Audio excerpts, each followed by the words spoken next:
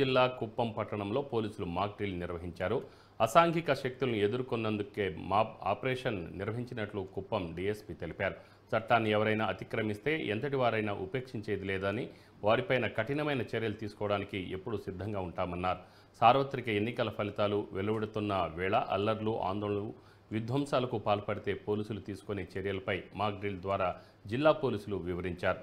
ఎన్నికల ఫలితాల అనంతరం విజయోత్సవ ర్యాలీల నిర్వహణకు అనుమతులు లేవని ఆయన స్పష్టం చేశారు.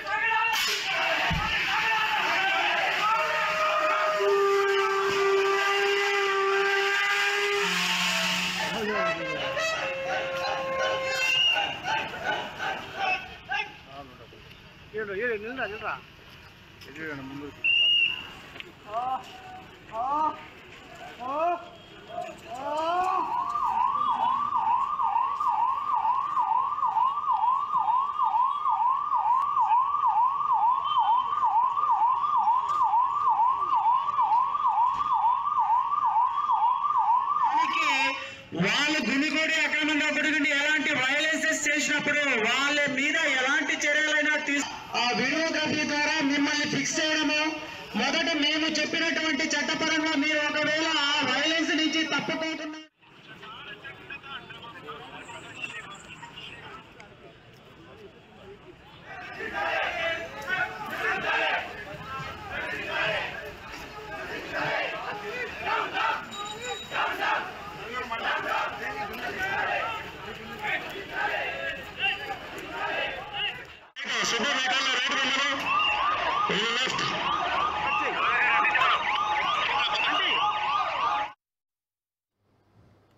వచ్చే నెల 4న రాయచోటిలోని సాయి ఇంజనీరింగ్ కళాశాలలో కౌంటింగ్ జరుగుతున్న సందర్భంగా అనుమతి ఉన్న వారిని మాత్రమే లోపలకు అనుమతిస్తామని Rayachoti DSP Ramachandrarao, special DSP Mohan Rao అన్నారు.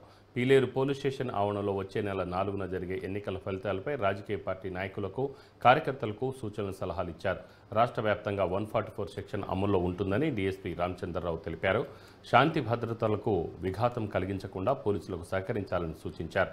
మూడంచెల భద్రత నడుమ పోలీసు నిఘా నీడలో కౌంటింగ్ జరుగుతుందని, ఎలక్షన్ కమిషన్ ఆదేశాలు అతిక్రమిస్తే కఠిన చర్యలు తప్పవని డీఎస్పీ రామచంద్రరావు హెచ్చరించారు. 6th వరకు ఏ రకమైనటువంటి 30 పోలీస్ యాక్ట్ అని చెప్పారు కదా, సభలు, సమావేశాలు, ర్యాలీలు అవి చేయకూడదు. ఎలక్షన్ కమిషన్ గైడ్లైన్స్ మేము పెట్టినవి కాదు. ఆ తర్వాత మీరు లెటర్ ఇవ్వండి, మేమే పర్మిషన్ ఇస్తాం, మేమే బందోబస్తు ఏర్పాటు చేస్తాం, మేమే 100% మీకు సహకరిస్తాం.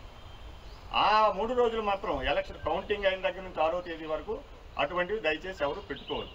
తెలిసి కానీ తెలియక కానీ నేను చెప్తున్నాను. ఎందుకంటే అది మీరు ఎందుకు అలౌ చేశారని మమ్మల్ని క్వశ్చన్ చేస్తారు. ఇప్పుడు నేను నాకు ఇబ్బంది లేని సహాయం చేయగలను, కానీ మాకు ఇబ్బంది వచ్చే సహాయాన్ని మీకు చేయలేము. అది ఒకటి దృష్టిలో పెట్టుకోండి.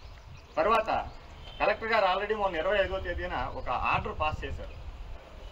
ఫైర్ క్రాకర్స్కి సంబంధించి మ్యానుఫ్యాక్చరింగ్ కానీ, ట్రాన్స్పోర్టేషన్ కానీ, యూజ్ కానీ, స్టోరేజ్ కానీ, వాళ్ళు బయట మ్యానుఫ్యాక్చరింగ్, ట్రాన్స్పోర్టేషన్, యూజ్ ఇవి చేయడానికి 9వ తేదీ వరకు బ్యాన్ విధించారు.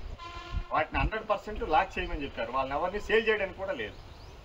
అదే మ్యానుఫ్యాక్చరింగ్, యూజు, సేలు, ట్రాన్స్పోర్టేషన్ ఈ 4 కూడా బ్యాన్ చేశారు. సో ఏ ఒక్కరు కూడా పొరపాటున ఈవెన్ మధ్యలో జరిగిన ఫెస్టివల్స్లో కూడా దయచేసి యూజ్ చేయకండి. ఈ మధ్య ఈ చాందినీ బల్లు నుంచి చాలా పర్మిషన్లు అడుగుతున్నారు. వాళ్ళందరికీ స్పెసిఫిక్గా చెప్తున్నాం.